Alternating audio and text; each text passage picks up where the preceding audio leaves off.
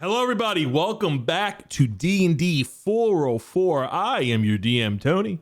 And joined with me today are the other three daily life hacks. Fellas, why don't you go ahead and introduce yourselves, starting with the crafting cunning. My life is now much easier. Jared. What's going on, guys? Armos checking in. I would have to say a life hack that I just found out that would have been useful if I still drank caffeine is the way to make Baja Blast at home. You take Powerade, Mountain Dew, and Sprite, and you mix it together. Believe it or not. Couldn't believe it. You can make it at home. It's wonderful. I am trying this tomorrow. What is it? Hold on. What do you have to do? Not lying to you.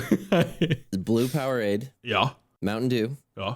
And then Sprite or 7-Up. Interesting. Gotcha.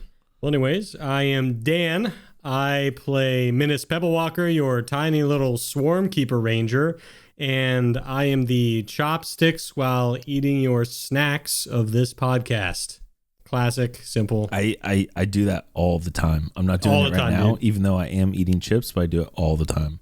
You got Cheetos, you got chips, you got mini Oreos, whatever it is, chopsticks. Mini Keeps your Oreos, fingers dude. clean. What a throwback. I haven't had mini Oreos in That's so crazy. long. They're one of my favorite snacks. Shout out to mini Oreos. My name is Alec. I play Drell the AshBorn, and my life hack is also food related. For all you Rice Krispie lovers, if you flatten them into a pancake, they taste better. True. How? They're delicious. I agree with that. How? I don't By know. flattening It them. just, you flatten them and somehow it like breaks up the sugar enzymes and whatever, and they just taste better. Yeah. They do. It's So facts. go buy It's a just Rice facts. Krispie, eat one normal, and then eat the second one flattened, and you'll be like, holy crap, Drell was right. You're welcome. Is it not facts? Is it not facts? Is that the reason why candy tastes better out of a vending machine? Because it has to fall like 3 feet? Anyways, Sure. what's your favorite life Yeah. hack, Tony? Is that your life hack, Tony? Order candy I from a drop vending every machine? piece of candy I buy.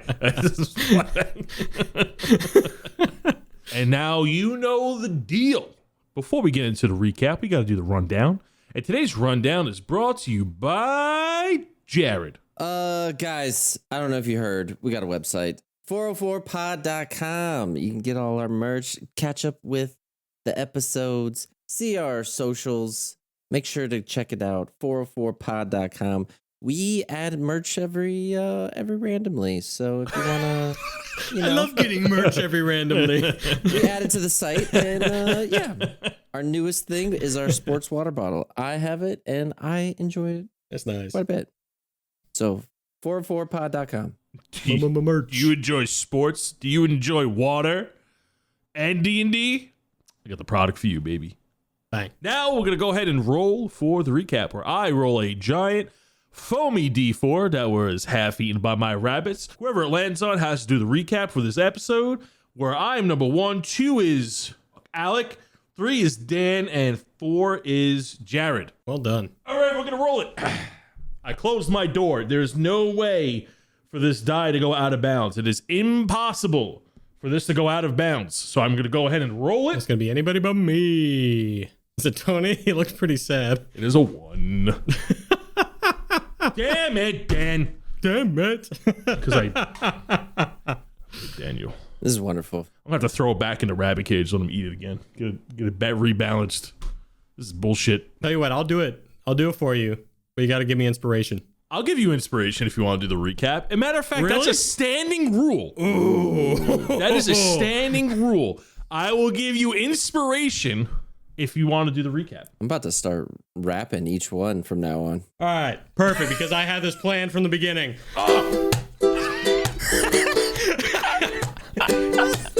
You fucking scum-ass, dude. Last we left, our heroes found an evil tooth on the ground, nose all around. Wilfred left without a sound. There's no escape. They should not have tempted fate.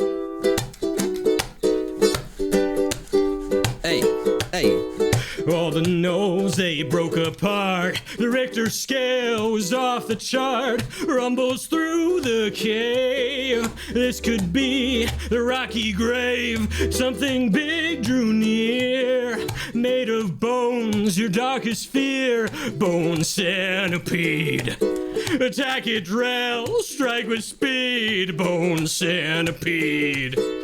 Call it a no-lapede. No-lapede. Minnis crit with guiding bolt. No-lapede. Armos got eaten up. No-lapede. Reginald, do your thing. No-lapede. Blown into 100 pieces. That was amazing. Dude, I just had an automatic. Then they found a path above, climbing up, glove by glove.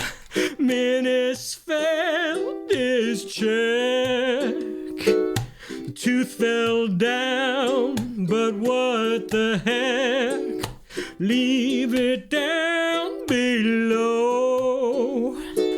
We made it out, but don't you know, waiting in the sky, big old bird with deep red eyes. Jesus.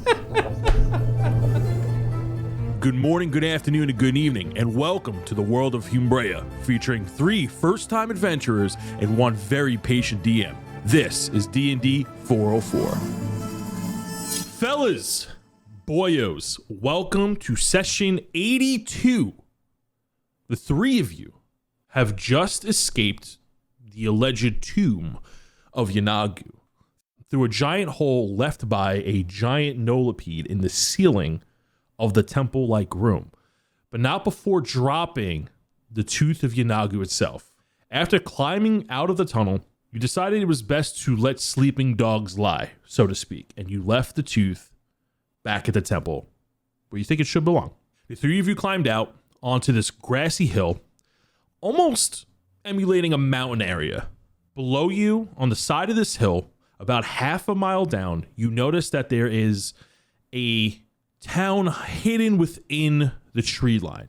You notice this town because of the small, slim, steady smokestacks just ever so slightly breaching the leaves of the jungle trees. And as the 3 of you catch your breath, you also notice that there are these red, deep red eyes that look like they're attached to a large silhouette of some kind of bird, miles out, staring at you. The reason why you're able to notice is because of its potential size. What are the 3 of you doing as you notice this pair of deep red glowing eyes way off in the distance? It is also dusk, by the way. I don't think I mentioned what time of day you came out. It's sunset. Guys, I need to sleep or something. How you feeling, Armos? Not great. No. Yep, same. Really Same. mad that we couldn't get that Nope, sword we lost a tooth. or dagger, whatever it was. I feel great though, and I'm just like stretching. I'm like, you guys just want to take a rest? You think we should go back down and get it? I mean, we established a base, right? So we could go back down the hole and just get it, right? You know what? Maybe another day. Maybe in a week once we're healed up from all that. So We'll maybe mark we the should, spot and come back. yeah, maybe we should cover it up. I don't want to leave that down there, Armos. I'm gonna be real honest with you. I know you're calling the shots here, but that's like a you know tooth what? of a literal god. Yeah, I'm. Believe me, I try to get it out of there, Yeah, but we'll come back. We'll make a map. We'll cover this up. You know, we'll put some. Make sure that we can find this place easy. Little landmark here and there. Maybe X marks the spot. Yeah. Yeah, that sounds like a plan. All right. Yeah. Like, do we feel like this thing is looking directly at us or just looking in our general location? Like, Give looking me- towards us. As you are staring at the deep red eyes, go ahead and make me an insight check. I got a 9. I got a 22. It's like staring in your direction, but it's too far. You're too far away to like see what exactly it's looking at.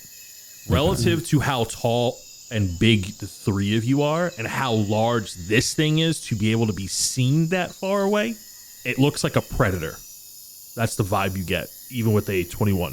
I think we look like food, and I do not want to be here. Where are we, actually? And I look around to see if we can like see any signs of civilization or if we're just smack dab in the middle of the jungle. So we did touch on this in the last session. You are able to see the Armos ports where you originally arrived. Okay. A couple of sessions ago, but it is very far away. And the way you are able to see it is by like the top of the sails from boats that are docked just barely over the mountain ridges and tree line. You have traveled a significant amount. You can also tell that since you are underneath in the tomb that you have traveled much further than originally anticipated, most likely from when you were descending down that staircase and the tunnel made of bones. Below you, about half a mile down this grassy mountain, you see a couple of thatched roofs hidden within the tree line. It looks like the town was trying to camouflage itself. And you noticed it when one of you got like an 18 or higher, I believe, and you saw the smoke, the very clear smoke streams coming from the trees. Yes. All right. So we head in that direction? What? That's the closest civilization, quote unquote, around. Well, I mean, we could always just try to hide in the trees and just take a rest. Unless you guys want to go into town and then we got to talk to a bunch of people and you guys know how that goes. But if you guys want to rest first, I mean, we can just go, under these trees over here and just chill. So, the bird glowy eye thing mile away, is it towards, do we have to, like, say if we want to go back to town, is it bird town or is it town in another direction?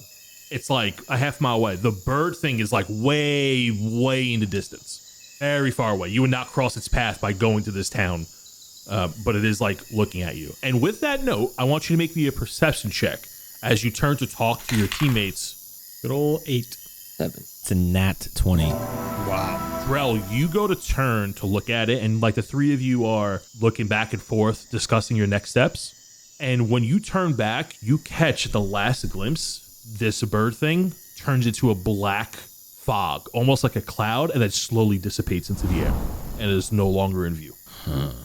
Okay. You good, Drell? No.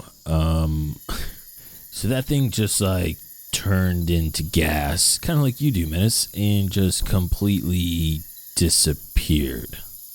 Oh. I'm sure it's fine. It is. We should, how about we go to the town? I start walking. Yeah, that might be a better idea. And I follow him. Same. Okay, so the three of you head to the hidden town. Wait. Sorry.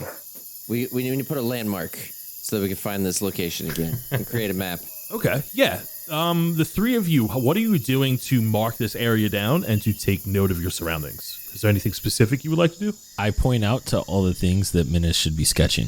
Minnis, make sure you get this over here and, in cool. this tree right Okay, here. yeah. Yep. That tree's got a lot of vines. All right. I've never drawn that many vines before. Okay. But make sure you get every single one. No, I am. I'm getting 1, 2, 3, 4, 5, 6, 7, 8, 9, 10, 11, 12, 13, 14, 15, 16, 17, 18, 19, 20, 21, 22, 23, 24, 25, 26, 27, 28, 29. I'll be counting for a while. You guys just do your thing. I'll be drawing. How about we put an X on this tree? Oh, I'll draw that. Okay. I draw an X after he carves it. Down the ways a little bit, we'll put a circle.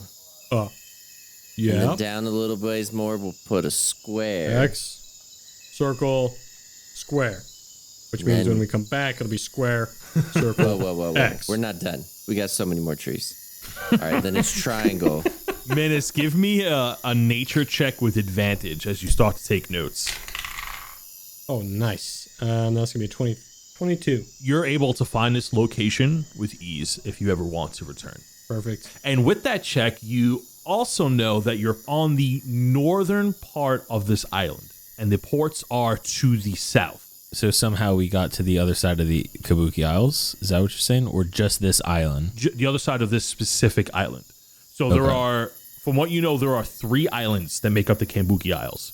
There's the eastern island, the northern island, and the northern island is also known as the mainland of the Kabuki Isles. So that's like the main island, and that's where the town of Sanlo is. Got it. It is also where this giant pillar of earth is like floating in the sky over the northern island. Okay. And then where's the town? So if that's south, where's the town from us? The one hidden within the trees, that would be that would be north of you from this position. Sweet.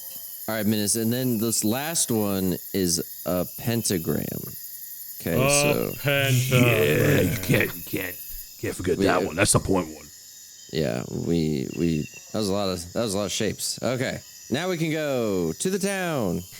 Very cool. So the 3 of you begin to descend down this grassy tree hill.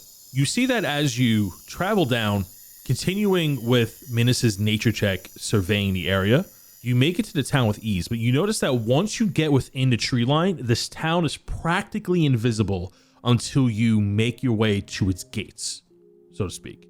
When you make it to the town, you actually don't see any gates. It's just surrounded by a grove of trees, and all the buildings seem to blend in.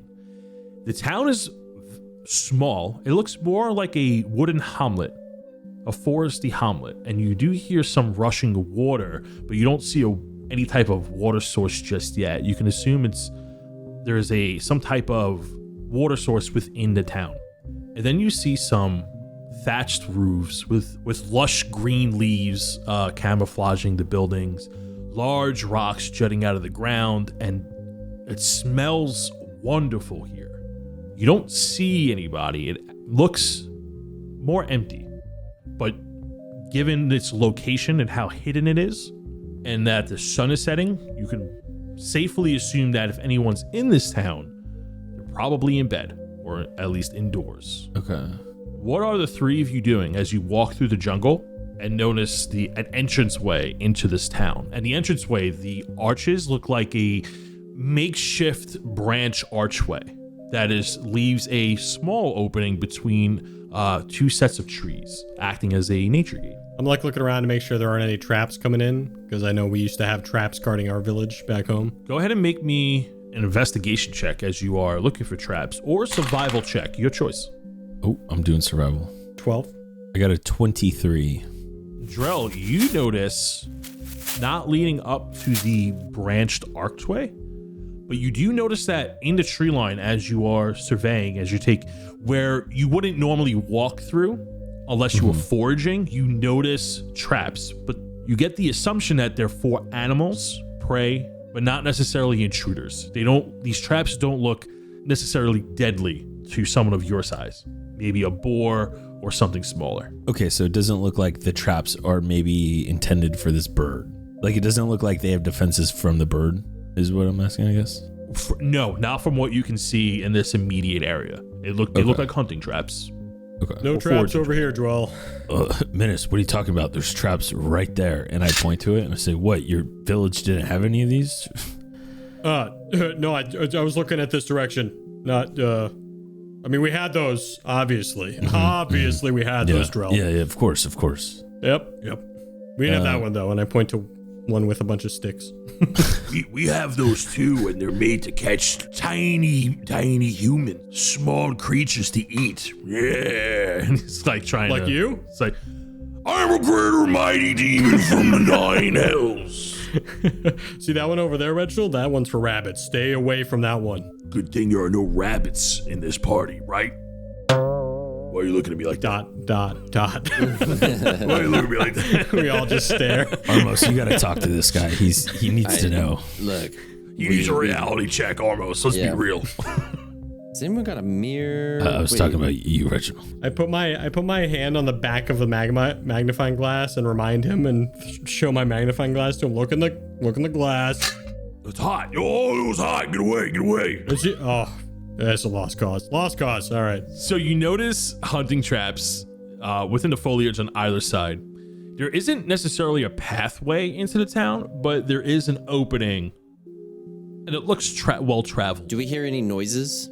Yeah, do we hear anything like rustling, bustling, cooking, a fire? No, you don't hear any town activity. That was certain when you were approaching the area. I'm just gonna walk in. I'm just gonna use a dodge action as I walk in here, in case a bunch of arrows come at me. Hello? Is that what you're doing? Absolutely. Yeah. Whoa! Hello? Anybody home? Give me a perception check as you are yelling into the town. I'm walking with him, so can I roll one as well? 18. 18? Yeah, absolutely. Armos, are you following along or are you staying back? I mean, I wanna, but at the same time, I'm too hurt to, so I'm just slugging through. I also rolled an 18. Oh, look at that. So with an 18, the three of you walk through this thin branch archway. The more you're looking around, especially with an 18, all of these buildings seem to be just jumping out at you. And now they're extremely noticeable now that you're inside the town. And there's all these wooden buildings made out of dirt, mud, and twigs, leaves, and branches, completely camouflaged with the jungle around it. Immediately you can tell that it's using its surroundings to protect itself. You don't notice any defense measures within a town like a normal town would have, like cannons or ballistas or any type of weaponry. You do see within the grove like there are farms or a farm field growing some random plants, berries, and it is very hush.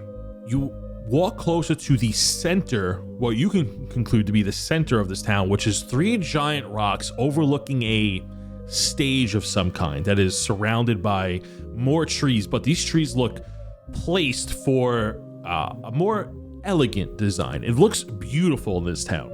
It doesn't look abandoned. It looks maintained despite being made out of practically mud and dirt. And as you're looking around, at the corner of your eye, even with an 18, you are startled by a woman in your northwest corner at one of the bigger huts. And then as you're looking at the hut, you immediately sense that this structure is more important than the others, or much more pronounced, that there is a youngish woman standing on its porch with beautiful green hair, and it looks like a beautiful elvish dress of some kind. And on the dress, it has this beautiful ornate leaf shawl, so to speak, that overlaps the top of her head and gently comes down over her right shoulder and lies on her chest. Almost like I wouldn't say crown, so to speak, but it looks very regal, although this does not look like a royal place. And she looks at you with a soft smile. Our second set of visitors today. How strange for that to happen within our town. Who may I ask is visiting? Minnis PebbleWalker of the Ivory Boulders. This is Drell. Say hi, Drell. Drell was about to give a fake name as Minnis like introduces himself, and he's like, Drell just like silently waves at her. I'm hunched over behind. And this is where's Armos? Hi, there's Armos. Armos. Those other people didn't happen to have a big hulking night creature with them, did they? No big, large hulking knights. We don't get those around here. Just a injured party seeking out help. It sounds like there were 3 people that came through. You're the first set of 3 I've seen today. Oh, really? Because we had 3 friends that we got separated from. She walks down from the step. Can I make an insight check when, like, we're talking about like the dread and like the amount of people, and see like if she seems like she's telling the truth? Yeah, go ahead and make me an insight check. Yeah.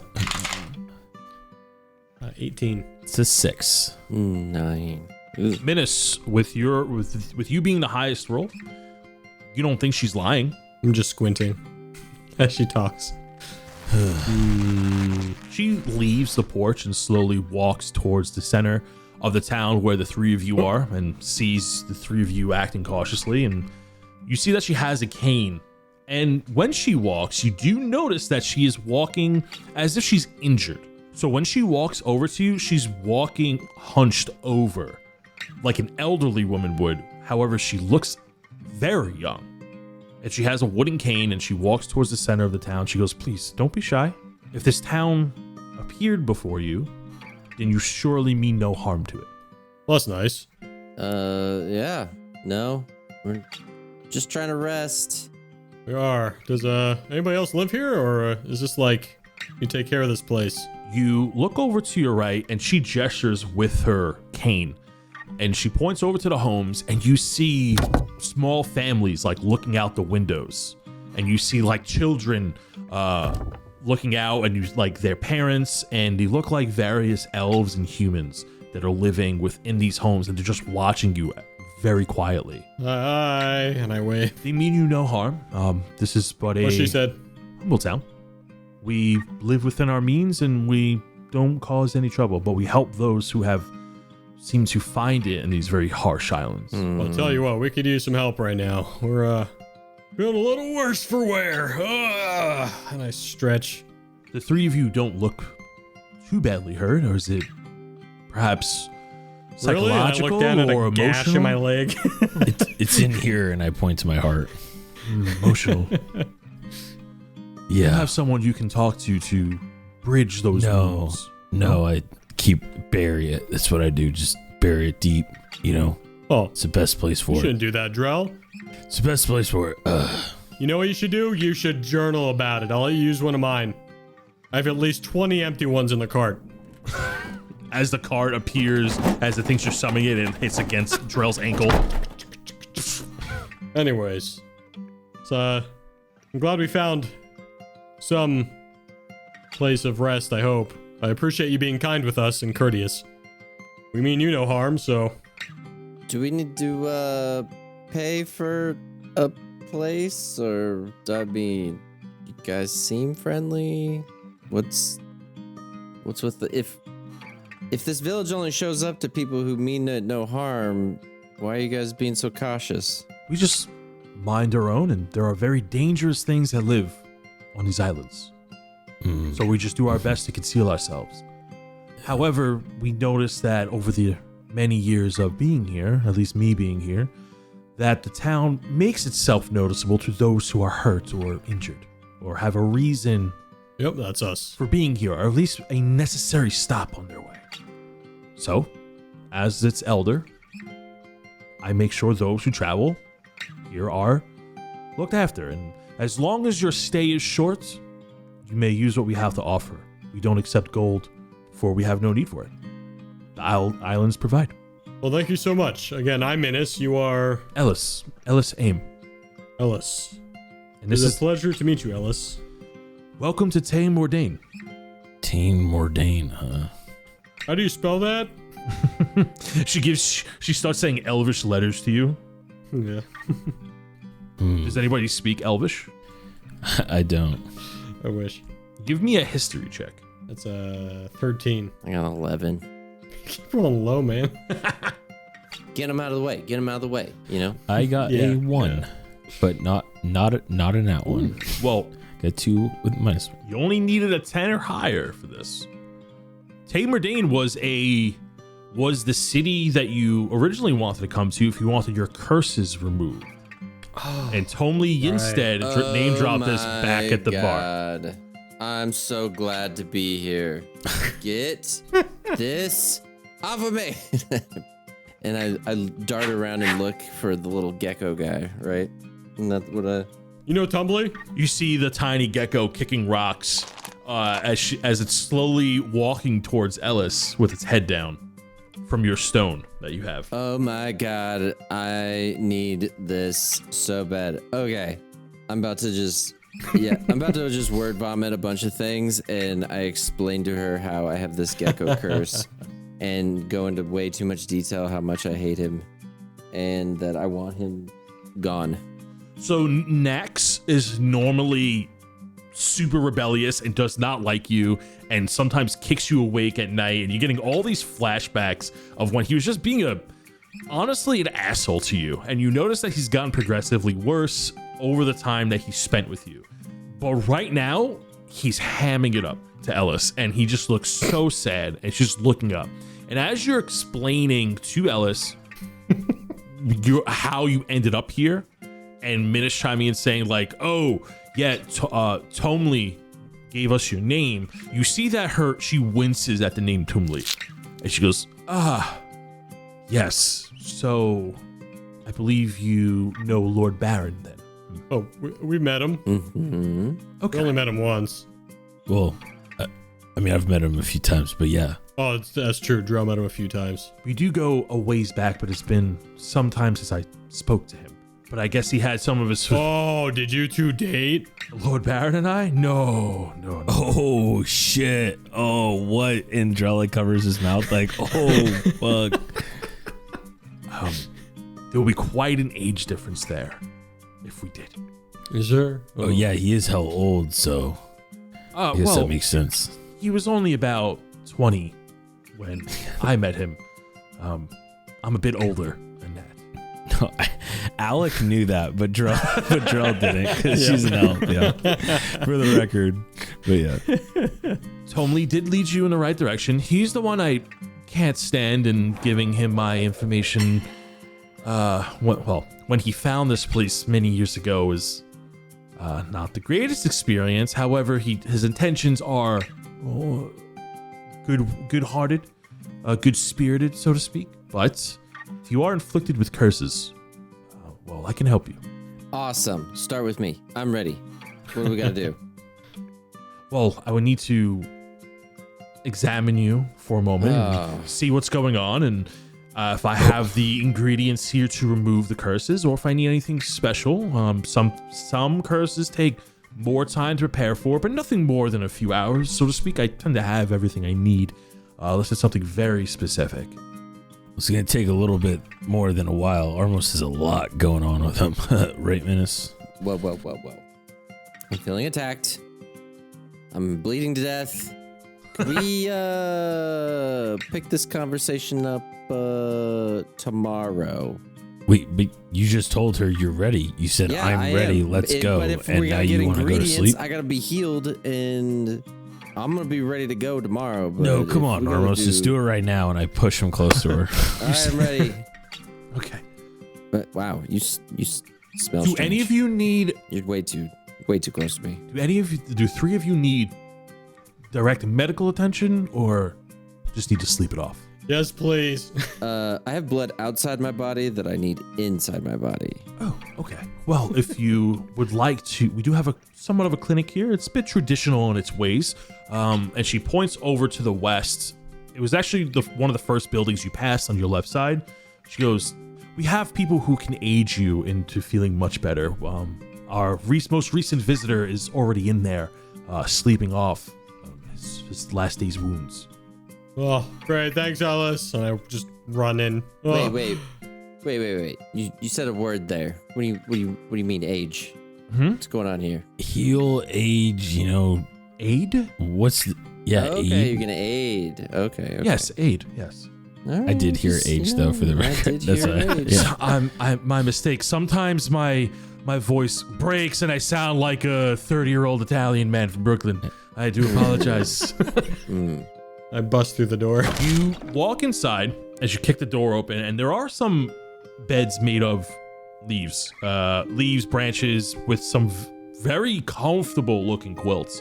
There are two elvish women tending to wounds of 3 people, but one of them instantly sticks out to you. There is a drow elf laying down asleep. Looks like suffered very devastating attacks. There's bandages across his chest, wrapped over his head, and it looks like his leg is in a cast. Her or him? Him. It looks like Zith, the drow elf. Is it Zith? What are you doing? I mean, we don't want to assume that it's. I mean, we could kill him. It is a drow elf. There's quite a few drow elves out there. You don't want to assume every drow elf is, Oh my god, character progression. Oh my I run up to him and pull the covers off him. You pull the covers back and you get a better look, and it is without a doubt Zith, the drow elf, just partied with not too long ago. And he is sleeping, and he looks very badly injured. We're killing this guy, right? Oh my gosh. We can just do it while he's sleeping. I don't have an issue with that. Oh my gosh, Zith. You see two of the medical helpers, nurses, if you will, walk over to you. One is a halfling, and the other one is a half elf. And they go, please, he needs to sleep. He suffered very bad wounds. Of course. We've all suffered.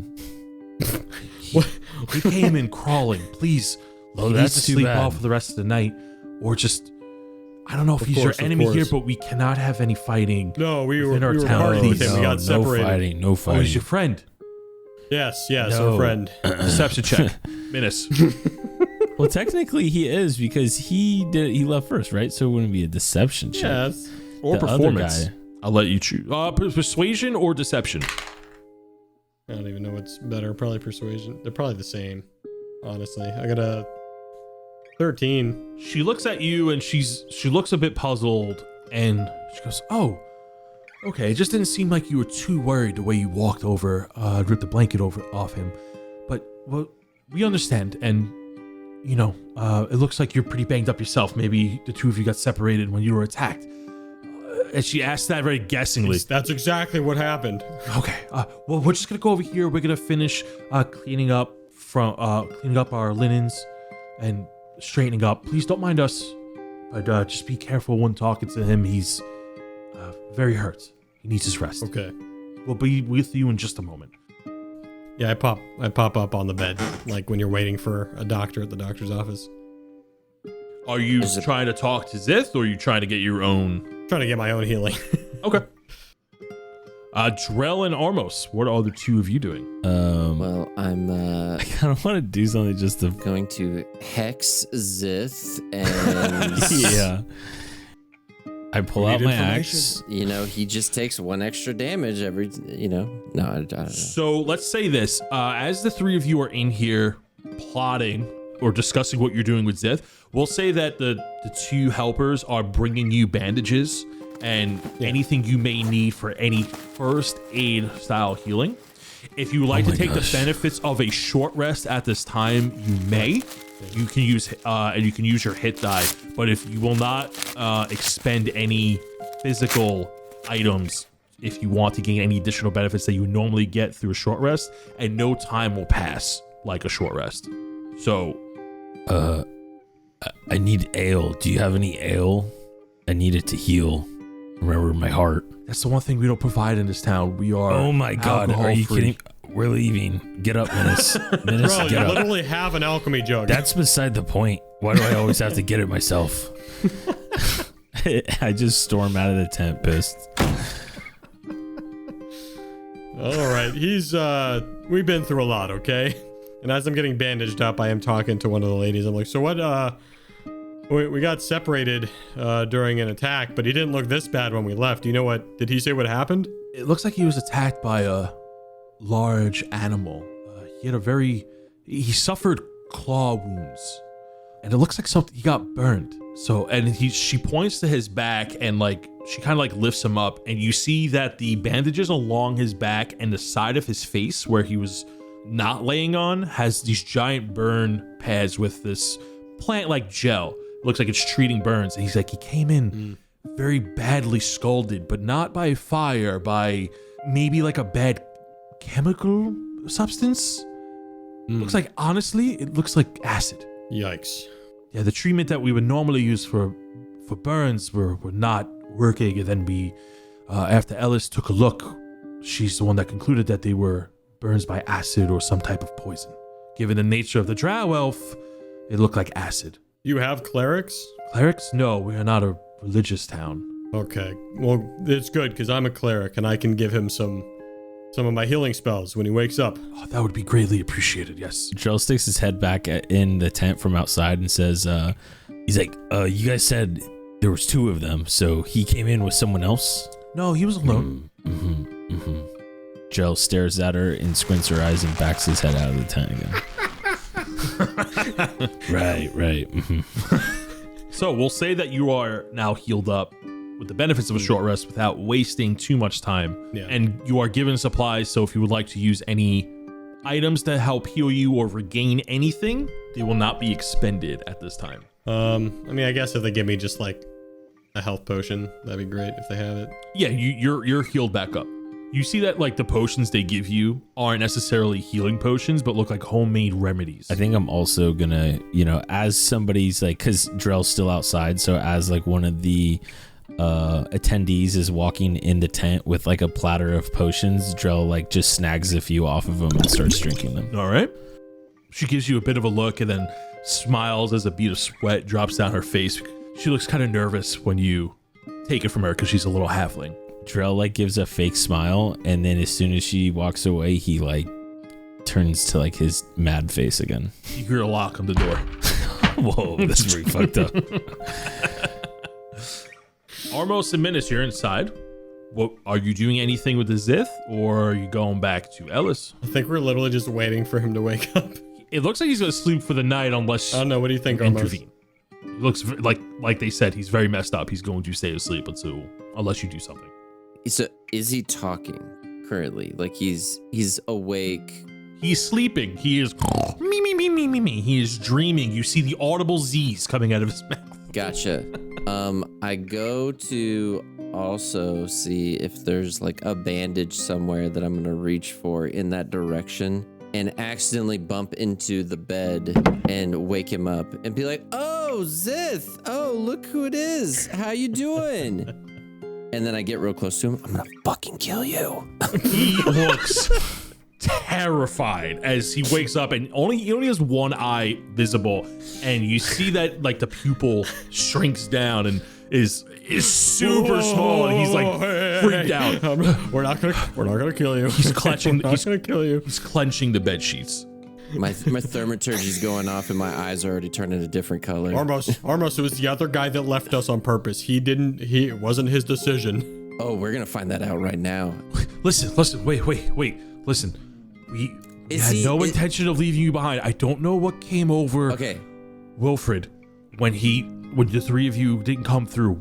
It happened so quick. Honestly, we couldn't even talk about it.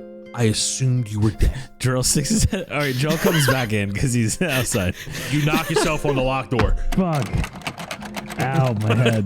The halfling lets you in. Oh, you gotta be careful. He goes to the window and he goes, You're the one that's dead. and does like the little knife cutting like symbol with his fucking finger. Through the window. Listen, wait, No, hold on. you just listen. And I cast friends on him, so You are hostile right now. That's what I wanted to confirm. Well, you're That's what I wanted to confirm. not hostile in the sense you're an enemy. He's frightened of you. So I don't think friends would work. He's not like an enemy. He's like, I'm going to fucking get you. But with how you woke him up and how scared he is and how shook he is, friends, the cantrip would not work in this scenario. It's bullshit. Listen. Okay. The Dread and I went through and we were met. We thought we were going to meet our client that hired us. That's what we were told when we got the scroll. We did not see our client, okay? We were promised that he was going to be there with transport once we delivered the artifact. When Wilfred came through, everything went to hell. The Dread and I went through the portal, and there was a black dragon staring at us, okay? He wasn't speaking, and once Wilfred came through and the portal closed, that's when the dragon started speaking, and he only asked for the artifact. When Wilfred said something happened, it attacked us, clawed and beat me up, and spewed out acid. It bit off Wilfred's head. No. And when he slashed the Dread, he disappeared. Like his armor fell and collapsed. Like a fire being extinguished. Just gone. Empty suit of armor. As he's talking, I put my hand slowly on Armos's finger gun and slowly put it down. Surprise, I got another one. I got two. Can I do an insight check? Can we do like insight checks to see if he's telling the truth? Absolutely. Mine was bad. I think it's a 12. I don't think Drell cares whether or not he's lying, so I don't think I'm gonna roll. Oh, I got a 20. Ooh. You believe he's telling the truth with a dirty 20. Nice. He's like, the deal was we bring him the artifact and he was going to give us 10,000 platinum along with pardons to the kingdom of Aramor. What do you mean by pardons? Wilfred and I have some bounties on our heads within the Aramor kingdom. We didn't always have a lavish lifestyle and on the up and up, but we were able to evade the law a couple of times in the city of Aramor. And well, when things got too hot, where people started coming after us, we decided to retire here. When Adelram gave us the job and gave us pardons, we thought it was a good deal. And the dread ran away? It looks like he was extinguished. Okay, hold on, back up. It's Drell's from the window. Hey, no. By now, Drell's like inside with you. Okay. So you said, excuse me, who offered you this job? One of the captains of the Red Guard. Yeah, no, Adelram? Okay, that's what I heard. Yep, I heard that right. Okay. All right, Zith, you're not really helping your case right here, buddy. I'm just gonna, all right, I'm going back outside. And Drell walks back outside. And then I take his face that was looking at Drell and I just point it back at mine. Just like, you're talking to me now. So in the most menacing way, I ask how he ended up here. So how did he go from getting with the dragon and trying to figure out where he was with the dragon to how he ended up here? The scroll put us on a plateau on the side of a hill not too far from here. On that platform, the dirt platform, there was the black dragon. He moved like smoke. When he attacked us, he was so quick. Oh, Armos, I think that's what was staring at us from the distance. Mm-hmm. When I And woke Drell up, saw it change into when I woke smoke. up, it was gone. My vision was blurred. I thought I was done for. I started crawling. I crawled for about an hour or so, and I ended up here. They took me in, and well, here we are. Yep, well, hey, you're looking good, buddy, and I kind of slap him in the stomach by accident. Oh, sorry. He throws up. Sorry. He throws up. Oh, okay, that's it. I'm gonna let you You rest see it that off, blood buddy. starts to come out from the gauze, and the nurses When run I over wake to up, take a look healing at him. spells on me. Yep, all right. Night, buddy. Rangers for life. I give him a ranger symbol and walk away. I imagine the ranger symbol's like a hang 10. Yeah. He gives you one back. Rangers for life. We're better than wizards. Yep, Rangers for life. I go to rest in a bed. Okay. Minnis is good to like go to bed for the night. So you are currently healed. You can go back and talk to Ellis if you like, or if the three of you would like to rest for the night, it is still sundown. So if there's anything you would like to do now, now's the time, or you can take a long rest. I think Minnis is like just ready to journal everything that just happened and write letters back to his mom. So he's doing that. Is like, Armos, go take care of your cursed stuff. I'll be in here if you need me. Okay. Armos, Drell, what would the two of you like to do? Or would you like to rest for the night? I think Drell's ready to rest. I think he's kind of had it with everything else. Armos is still glaring at Zith from across the room and plotting his demise as he sees in the corner. Armos has been extremely aggressive lately. Okay. So On edge. he's like, all right. So talking to myself, I'm like, yeah, polymorph into some kind of small creature so no one knows. Dispose of creature. Hey, Armos, that hand of his looks kind of messed up. You think, he doesn't need it anymore, right? True. Maybe we His take it out hands. limb by limb. That's an idea. There we go. A little Too much mess, though. makes a But- trail mix. We could start a bonfire Ooh. to celebrate, and he may be in the middle of it. Okay, so As I plot his demise, I take a lap and I go and try to find the Ellis. Ellis is in the building where you first saw her. So you walk over to the larger structure and then you knock on the door. Ellis opens up the door and she goes, Armos, come on in, make yourself at home. And when you walk inside, there are pots and pans and all these vials and random totems all over the walls. It's not dirty, but it's like a hoarder's paradise in here, filled to the brim with all these various components.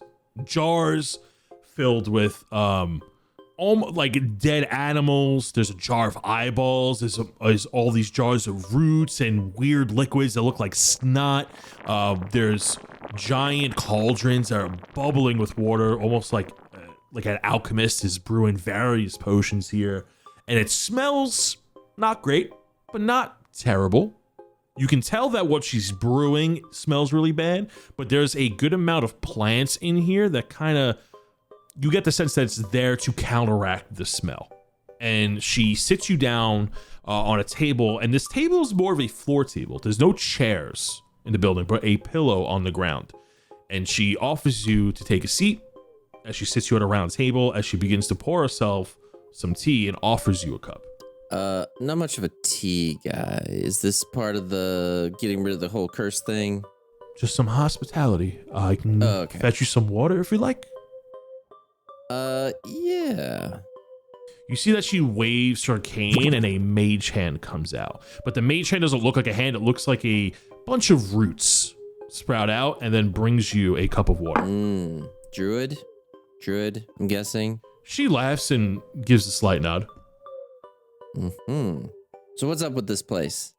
Why is everyone from all over the place? It seems like it's not very often you see all of everyone getting along so well in one little town. We're a small little hamlet. We don't have many people living in here. People like I said, find us when it seems like they're most in need, and then some stay and some continue on, and those who stay contribute, and well, they're happy. Okay. You just happen to know about curses, huh? Yes, I dabble, and can't say that I haven't used a few back in my day. And she laughs and scratches the side of her head, but she goes, that was an older me, and well, due to somewhat recent events, I've decided to change course in my life, and you can thank Lord Barrett for that. But why? How did he impact you all the way over here? He's on the other side of the world. Well, like I said, many years ago, I met him in his travels, and he helped me when no one else would. And between you and I, nobody should have helped me. But he did me a kindness and showed me that there is humanity in the world, even for those who aren't good-willed at first. Armos is having a hard time comprehending that. So, you have a curse.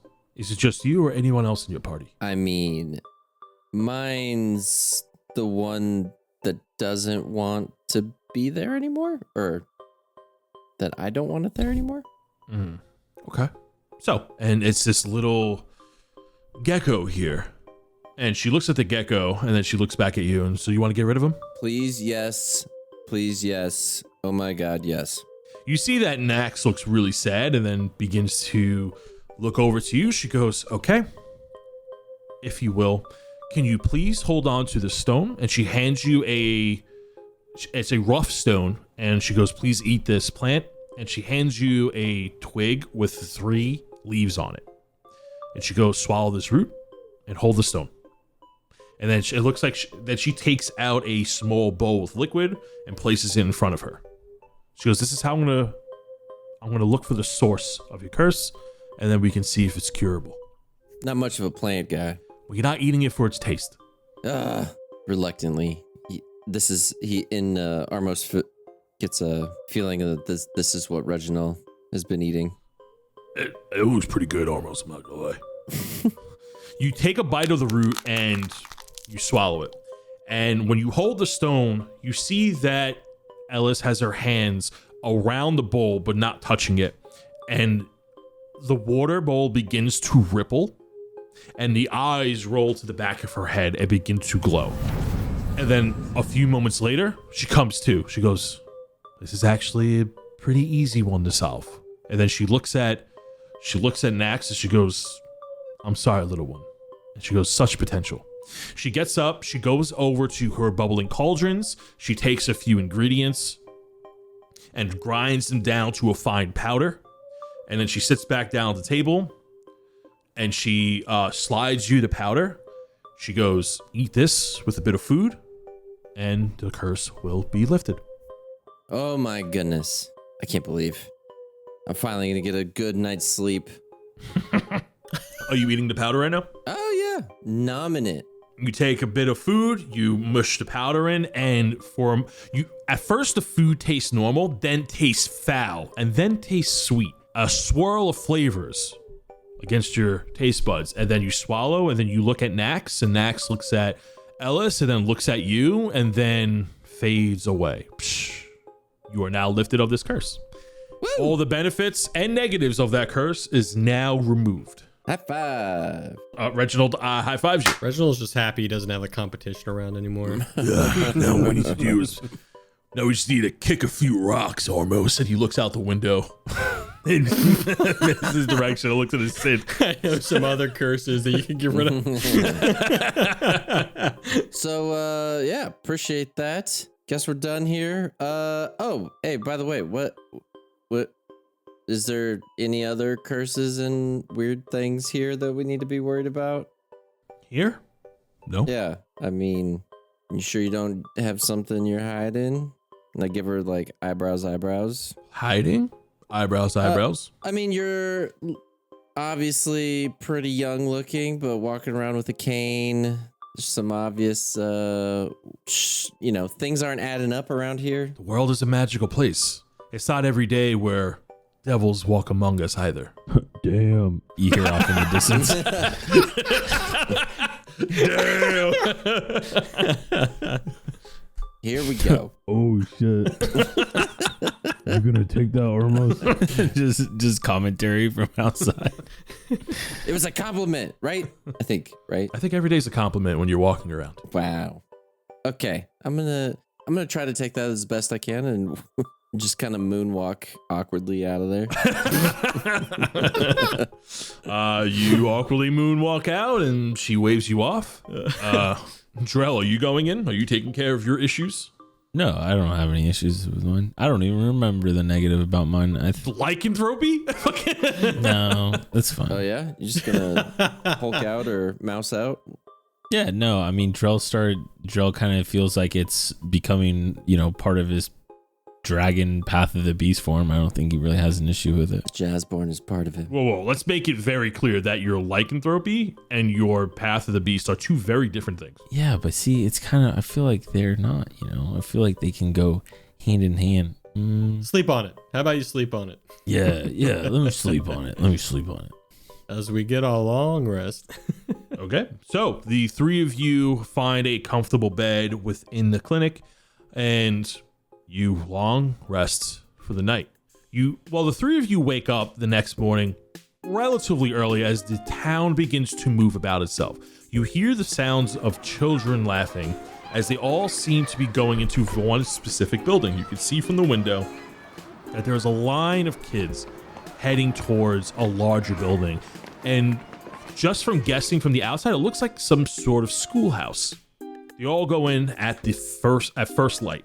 Drell, when you wake up, you notice that there is blood on your pillow again. Drell makes a mental note. I guess I kind of look around and see like if it came from somewhere, or can I check my mouth and see if I have I bit myself. Oh no, or you something? Definitely you threw up. It looks like you spit out blood okay. similar to last time, and it's this purple blackish color. Okay. Well, I guess I'm gonna go talk to Ellis about it.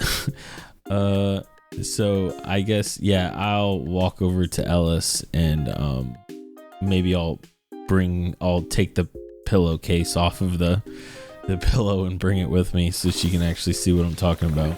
Okay. Yeah. So you take this pillow over. Armos and Minnis, what are the two of you doing as you're waking up for the day? when Zith wakes up, he has a bunch of rocks around him.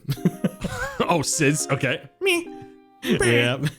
And I'm holding, he wakes up to me with a feather. Hey, buddy. Just giving you some Melora juice. I'm waving the feather over him. Casting some. Thanks. I cast the first level cure wounds. Minnis, why are you helping this guy? Oh wait. You cast Cure Wounds on him, and he does look relieved. However, the wounds stay, but they seem to be healing up in place, but they look like permanent scars on his body. Yeah. Drell, you walk over to Alice, and she opens the door, and just like Armos, she offers you to come inside and sit down and on a pillow on the floor, and she offers you some tea. And she goes, Drell, how can I help you? Ooh, I love tea. What kind of psychopath doesn't like tea? And I take a cup and I drink it. It's very soothing, very relaxing. Is this green tea? Can I get some honey? Do you have any honey? I like raspberry honey with my tea, actually. Yeah, absolutely we do. We make it ourselves. Since she uses Mage Hand, it comes out in a very viney nature way, and she grabs a jar and places it in front of you. Okay, so long story short, see, a long time ago, I was bit by a mouse. I guess you could call it a weremouse, and now randomly I turn into a mouse, or I guess also mouse dragons, if that makes sense. And then I pull out the pillowcase and I say, and now recently I've been coughing up blood, and I don't know if it's from that, or maybe I'm just like sick, maybe I have like a cold or something. Not really sure. Well, let's see what's going on inside. That sounds like a trip. So Yeah. she hands you a stone, a rough stone, and a root, and she takes out a bowl with some liquid inside. She instructs you to eat the root and hold the stone. Okay. And Drell pops the root in his mouth and he chews on it. He's like, kind of tastes like jerky. And then I just hold the stone. You see that her hands hover around the bowl. It begins to ripple, and her eyes roll to the back of her head. And then you see a curious face on her, and she goes, whoa. You got a lot of things inside you, Drell. And she is in this state for a little bit longer. That comes to. Okay. Yes, you have a few things going on inside of you. Good news and bad news. The good news is I can fix your curses. The bad news is that I cannot heal your illness. So, do you know what's wrong? She looks at you. She goes, yes, I do know. It's a very rare illness. It's very strange that you would have this. Did your father or mother have this illness? Were they sick? Oh God. I don't know. Maybe. I mean, I don't really know all too well. It makes sense that someone like you might have it. It's you get it from family, unless you were really unlucky to meet a powerful sorceress of some kind. What you have is something we call frost rot. It is a hereditary disease. The person that was stricken with it's a slow killing disease, unfortunately, and it is hereditary. It curses. It's intended to curse their future bloodline till, there is no more bloodline, so to speak. Sick. Okay. Great news. I guess good thing I'm sitting down. Can I have another cup of tea? Drell's like shaking. Yes, of course. And she pours you another cup of tea. And she goes, I'm sorry that you had to hear this from me, but it's now you know. The intervention you seek is more on a divine scale, unfortunately. So, okay, so, sorry, she said she could fix what? She can fix your lycanthropy. Yeah, she can fix your lycanthropy. However, she also informs you that, she goes, as far as your other curses, your lycanthropy and it seems you have a similar stone curse that Armos had. I can fix it. The thing is, if I remove one, I have to remove both. So if the lycanthropy leaves, then the other one leaves. The Correct. stone curse. Yes. Well, thank you for your time. And Drell stands up and he goes, but I think I'm gonna keep it. I guess since I'm dying anyways, what's it really matter, And Drell still is drinking the tea as he's talking to her. Hold on. I don't want to leave you in this troubled state. Please, just sit back down just for one moment, please. All right. Do you have any +5 swords or something? It would really help. I don't think I have any +5 swords anywhere, but Okay, what about +5 armor, please? I'm dying, remember. I'm dying, man. you're not dying yet. You got a few strong years left in you, but you're strong. You gotta figure this out, Joe. She gets up very slowly. She's like, swear that you heard a bone pop when she got up. Ow. Yep. Been She there. goes over to her jugs and other bowls, and she puts some. It looks like she's mixing some ingredients together, and then she hands you a jar with more of these roots in there, but the roots have glitter on it. It looks like she's shaking some type of powder among these roots, and in the roots there's about 16 of them. And she goes, "You're gonna take these once every few months. All right, take one now. The next time you would need one is the next time you vomit. Okay. If you are still spitting up more and more blood, you could take them. You could take them as frequent as you are vomiting. However, this should space them apart until you find the intervention you need. Got it. This is a bit more of a curse.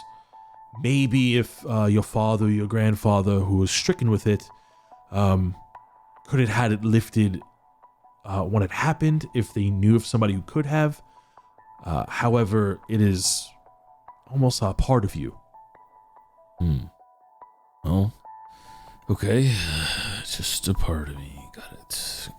Just a part of me. Just slowly dying inside because my family decided they didn't like me. Okay. Got it.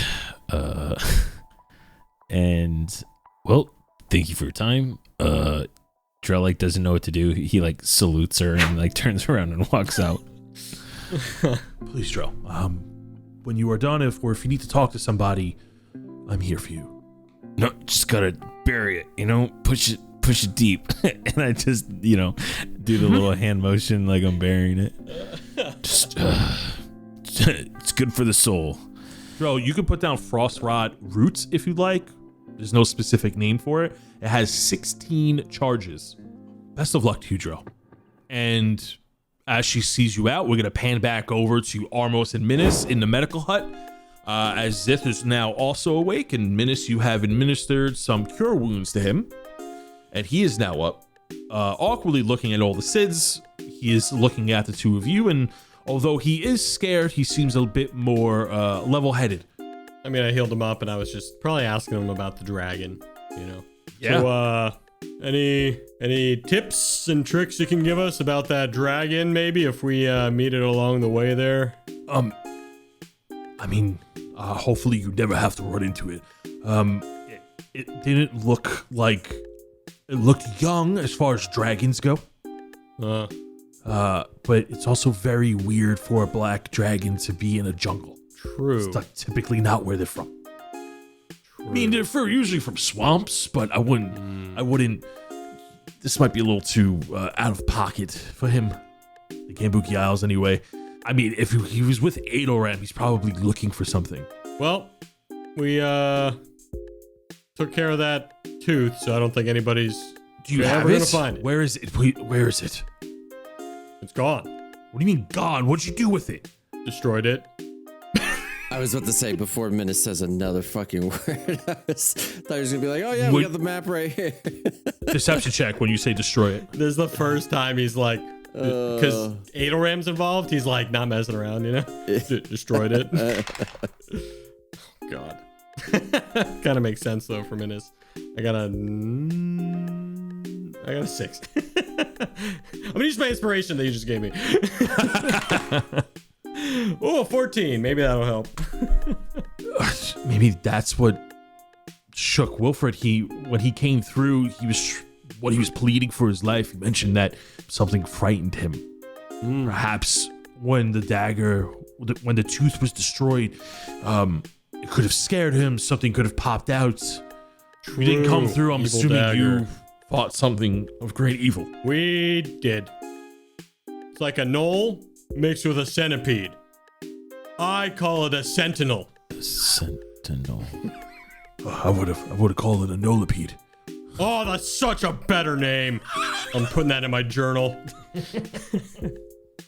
But yeah, I don't think anybody's going to be finding anything for a long time. All right, well, Zith, stay well. Don't get mixed around with Adelram. That guy's bad news. I'll stay far away. Yeah. Rangers for life, and I hang ten him. Walk away. He hangs you back, and what are the three of you doing now as you find yourself in this seemingly hidden town? I do walk outside and see Drell. Drell, good morning. Happy days. How you doing, man? Drell turns around. He's like shaking, and he has like, you know how you get hella tired? You have like those dark bags under your eyes. He like already has that. He's like, doing okay. Okay. But he definitely does not tell Minnis or Armos anything about what he was just told by Ellis yet. He's still trying to cope with it. And he's like, well, where's that? Where's Zith? Are we gonna kill him still, or what? What's the deal? He's fine. I think he's shaken up. He was telling the truth. I'm just gonna leave him. I look at Armos. Armos? He's fine. I'm still staring at his general direction, really contemplating. Hey. I snap at him. Armos. What? Armos, go do it. Do it, We got Armos. things to do. Lucky it's such a nice day. All right, so I guess now we just head to Sandlow, huh? So is there any, there wouldn't be any shops here, right? Obviously everything's There are no shops. Yeah, I didn't think so. Okay. So there's nothing really to... I'm just going to say hi to Ellis real quick. Give me a sec, guys. Yeah. Yep. I walk over to her hut. Knock, knock. Ellis opens the door. After a few minutes, she walks over and opens the door. She goes, "Oh, hey, Minnis. How can I help you?" So we're getting ready to head out here. Pleasure being here. If there's anything we can do for you before you leave, obviously let us know. We do have, or at least I have, one question. Do you have any info about Sandlow, perhaps? Or thinking of heading that way? Yeah, it's on the mainland. I believe I have a map I can draw out for you if you'd like to come inside for a moment. Perfect. Yeah, And I turn around and give them a thumbs up and walk inside. There's no reason really to talk to her, Minnis. Oh man, should I invent HIPAA laws? Oh man. You walk inside and she invites you to sit at the table, and just like the other two, invites you to drink some tea. And she brings over some parchment and some scrolls. Oh, I love tea. Thank you. She begins to draw out a map for you. And she goes, "Yeah, you're quite a few days away. You will have to find some passage over the waters from our current position. If you go back to the Armos ports, you can possibly rent out a small boat and sail over to the main island. Or you could just get creative and find a way to pass over the channel. Shouldn't be too difficult." So she draws you out the map, and you are on the eastern island in the town of Taimodin, and she marks it for you. And now, with your 22 from before, you can get a sense of where you need to go. You need to head westward from your current location, or get a boat at the Armos ports. And you also have a better recollection of where your markings were from the Tomb of Yanagu, from the new entrance that you've created. Yeah. So you now have a very good bearing on where you need to go.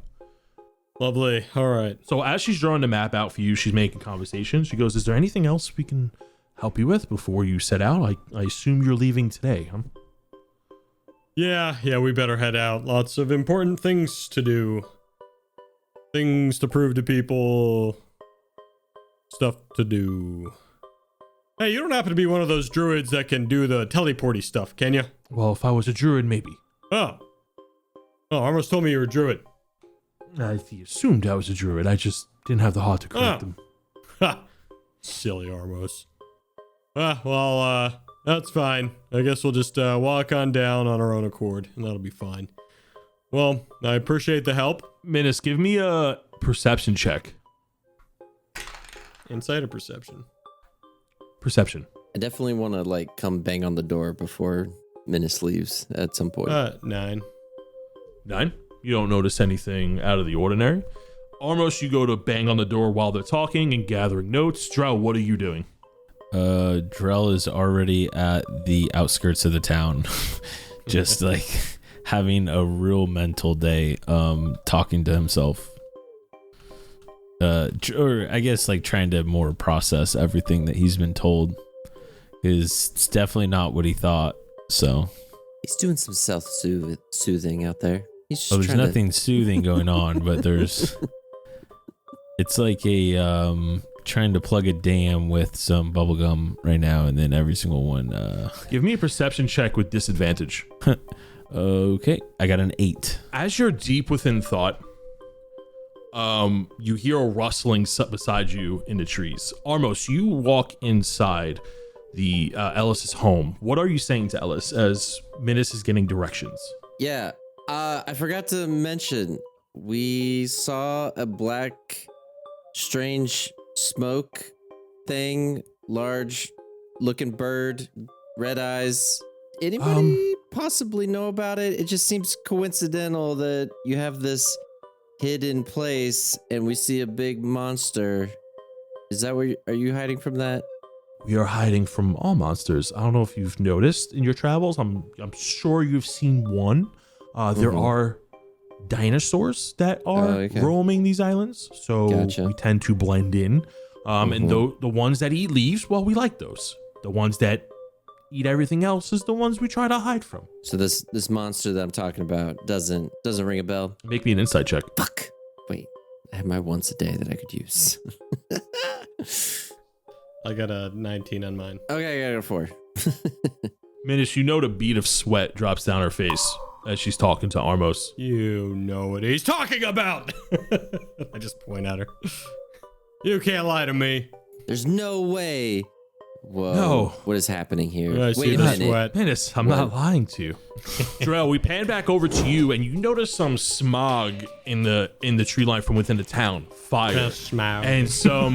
And you smell some burning, and then flapping of wings come over as a black blob comes over from the sky. Go panning back over to Minnis and Armos. You see that now with continuing from your 19, Minnis, you notice that Ellis looks somewhat nervous as you accuse her. Be like, accuse! You know something. Yeah. And she goes, look, listen, I don't know anything about black smog, okay? We live quietly within our home. Armos, give me a perception check. Dude, I haven't rolled higher than a 10 all day. I have 3. Got any inspiration? Any okay, Dark One's Luck? Yeah. I'll use Dark One's Luck on this one because it's so low. All right. I got another 3. A 6? Oh, man. You don't notice anything with a 6, bud. But she rolls up her scrolls as you begin to pressure her. Be like, I think it's best if you leave while you still can. And she hands you the maps that she just made. And then at that moment, you hear some faint screams coming from outside. Panning back over to Drell, you see that this smoke is coming up. This gray smoke. It looks like fire. And then you hear a voice behind you. There's something troubling you, son. And you turn around and bam! You're going to go ahead. You take 28 points of damage as the broadside of a great sword smacks you across the face. Go ahead and make me a dexterity saving throw, as it seems like you're being pushed down to the ground from sheer force. I get to roll those with advantage. 21. You stumble back just a few feet, you stagger, but you notice that your nose is now bleeding. And in front of you is indeed Adoram Beckford, along with 2 of his guards. And he looks pissed, and he has a great sword drawn onto you. Minnis, Armos, we pan back to you. As the 2 of you are leaving Ellis's hut, you notice that there are flames among some of the huts, the smaller huts where the families are living, and running outside, and they're screaming as smoke arises up, and then a large black figure flies over you as a gust of wind brushes the trees out and sways the trees out of the way. You see, coming from your northern side, from the water, from the pond within the town, are soldiers in red guard garments, approaching forward with swords and bows drawn. And it seems, and they're like, 2 of them approach, and they have people walking in front of them. They're kicking them, and they're like, get down the ground, towards the square now. And then you go to step forward to interject, and that's when the stream of acid gets blown before you, corroding the ground, cutting off your path, as a large black dragon lands before you. And that is where we're gonna end this week's session. Oh, you little fucker, Tony. Time. No. Tony knows exactly what I'm talking about, because I do.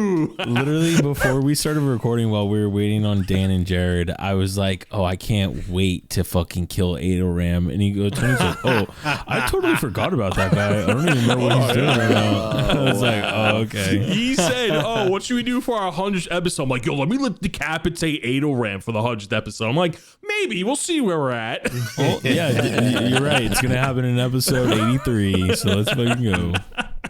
One of the guys, by the way, goes, sup, I'm Nifton.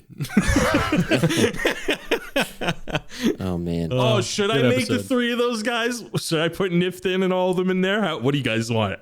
Dude, I want Jack Balsinki as well, and just make this, just wrap up all the things.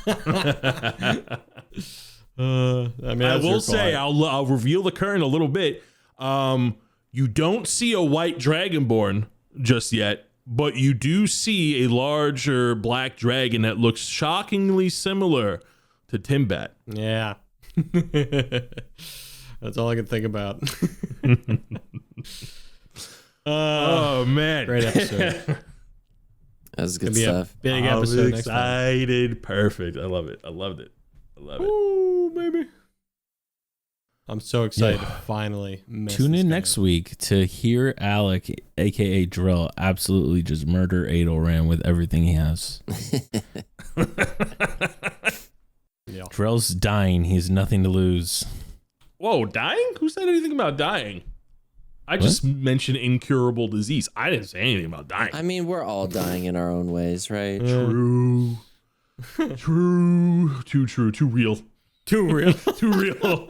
I play D&D to escape realism, not embrace it. This is going to be a good after show. It is. Yeah. Which, by the way, again, if you haven't yet, going over to our Patreon, patreon.com/DND404. We do our after shows over there where we talk about what happened in this episode and our theories and things we might have done in different situations and all that kind of stuff. So if you want to hear that, go on over there. It's probably up now. Or within a day that this is uploaded. Oh, yeah. If Tony uploaded it, probably within a day. Whoa, whoa, whoa, whoa, whoa, whoa, whoa. He's right. I feel offended, but he's right. And I want to say, I have never missed uploading them at the same time. and I got Well, I always something I do want to 50 minutes say. after. I didn't want to jinx it. I didn't want to like tell people that this happened to me until after it happened. Now that the session's done, I can say it. Today, in all my 32 years of being alive, today is my 3rd day in a row of playing Dungeons and Dragons. I have never done that ever in my life. Oh, that's awesome. I played it twice in 1 week, and we've recorded episodes back to back. But I've true. never played 3 separate games of D&D in 3 days. It was amazing. It was awesome. It was Right. It was so good. Local card shop that I went to a brewery and played, and now I'm playing with my boys. It was like yesterday, somebody was texting me like, yo, what are you doing today? I'm like, I'm playing Dungeons and Dragons. Oh, that's cool. What'd you do yesterday? I play Dungeons and Dragons. They're like, what you got playing tomorrow? I'm like, I'm playing Dungeons and Dragons, bro. I was never before. Awesome. Never before. I've held hands with the opposite sex. This is better. Just saying. Just saying. Just saying. This is How great. I feel about playing board games like a couple times a week. Oh my god! Right. I'm like, I will never get to this much fun in my entire life ever again. Hey, Well, besides playing Dungeons and Dragons. Jared had this whole weekend playing. Bro, I got great stuff.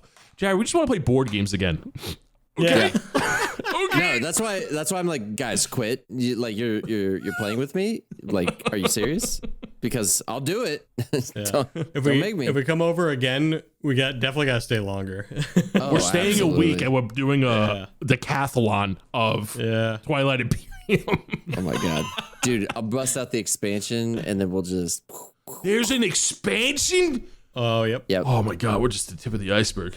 Yeah, they mechs, more races, admirals and commanders and Oh all man. sorts of stuff.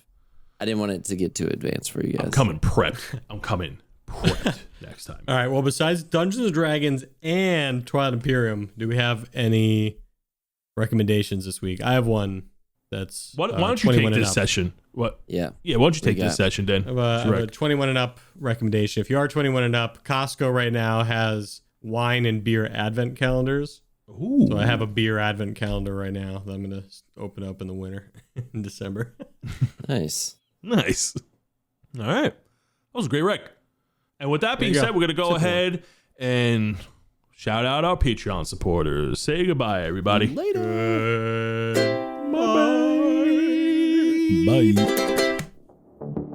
And now it's time for the Patreon supporters, starting with the Bloodshard Bandits. And first up, we have Benjamin Hayes, aka the Dread. After escaping through the portal, the Dread ended up somewhere he would least expect. His demise? Met with an unknown assailant, the Dread seems to have left his plated coil. However, his emerald flame still burns. Now we have Dylan Snyder, best known as Reese the Bard. This Eladrin is back on tour, but his tavern shows have gone international. Leaving the Kingdom of Aramor, Reese is now currently playing in a more sunny side part of the world, the Kambuki Isles. It's worth noting that although his shows are great and spectacular, his last show was interrupted by some sort of earthquake, troubles underneath the Isles, perhaps? Julius Kendrick is next, and he stands before the king's tomb within the Moonbeam Cemetery, tightly holding the groundskeeper within his tattered palm. Slit! The groundkeeper falls as he is no more use to Julius. He enters the king's tomb, bloody dagger in hand, but also with an artifact, closely related to a lantern of some sort. It looks empty for now. Reigns is our next Bloodshard Bandit, and we are left with his memory, while his mother is left terrified as she recently sighted a frog-like monstrosity outside of Reigns' childhood bedroom. What could this mean? Wasn't the beast slain? Is his murderer still out there? Rumors say threatening croaks of a frog are heard during the witch's hour. Now we have Alara Dawnstar, and she just heard a crash within the main hall of the Scoreus Chapel. She rushes to check, and it looks like the Acrylis shard is missing. Shocked, bamboozled, and hoodwinked, a thief in broad daylight has stolen the things she was sworn to protect. What will she do? But we move from the chapel over the cliff and down to the shores of the Evertone Sea. Captain Scarrow is the next patron to be. This Bloodshard Bandit is a dastardly one indeed, as he holds something shiny in his clammy hands, deviously.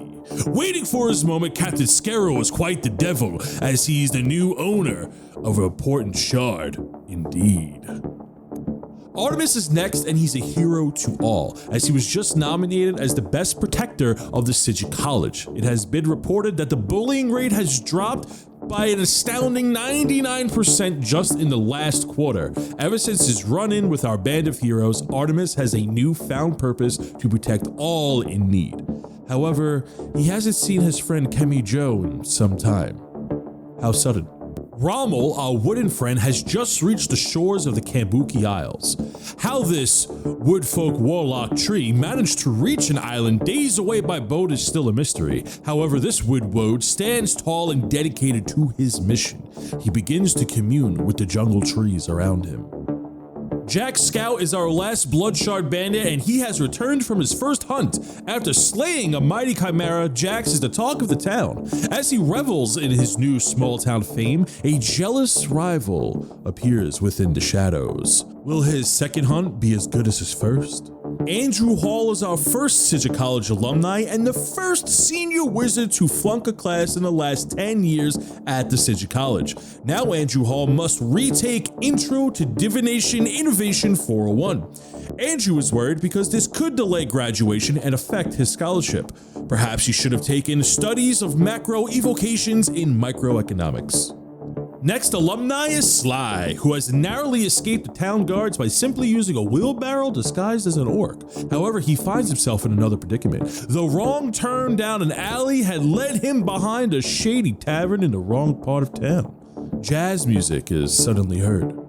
Charging in next is Sakajua, the fastest centaur this part of South Trillis. Coming in hot as a town hero, this centaur is quite the popular athlete, as he is one of the top performers in Rocket Boot League. Did you hear that he's Plat 4 in his division? Next alumni is Patrick Wennerstrom, also known as The Punk. He has been making a scene in the underground music scene. This shadow elf is hardcore and anti-Aramore government to boot. His jams inspire to riot against the oppressive Red Guard regime. Robert Crisp is our next alumni, and he's been down in the yeasts about his bread village being eaten. Back to his studies, he hopes to try again and improve on the town's crummy defenses. St. Chaos is our last alumni, however, he is still in jail. After sending a letter to Artemis, he hasn't gotten a reply back from him yet. Although he is unlucky of getting out of jail early, his prison wine business is quite lucrative. Now we move on to Humbraya's hero. Starting off is Abdul Rahman. He has made a breakthrough with his anti-theft potion, but it was stolen before he could drink it. How unfortunate. But luckily, Alec Dredd has heard of this crime and he has vowed to bring the thief to justice, pro bono. Meanwhile, Nefarius Ducarius had just stumbled onto some liquid luck so that his next dragon bounty won't get stolen from him. Speaking of bounties, Man with Glass had just placed a bounty on a man who ruined his masterpiece. Man with Stone was just seen passing through the southernmost watchtower where Red Guard Sergio Rodriguez noticed him laughing to himself, and he wonders, did he do something evil? And while Sergio was distracted, Captain Dandelion sneaks on by, stealing the bloodshards hidden within the tower. Looks like this thief is becoming greater. And traveling northward through the tower is Odimel, as she just gathered some rare herbs for a special healing potion. These potions should come in handy for Johnny Tar. Although Johnny has become a fierce fighter, that is not without a few battle scars. Luckily, these new potions should do just the trick with his next fight, who might be a lichen hunter. Caleb Schneider had just heard some rumors that Johnny Tar might be a lichen in disguise. He aims to reveal the truth in a deadly duel. Wow, this list is ever expanding, but that's all for this week's Patreon shoutouts. If you would like to be included in weekly Patreon shoutouts, go ahead and check out our Patreon. The link is down below. And until next time, have a great week, everybody.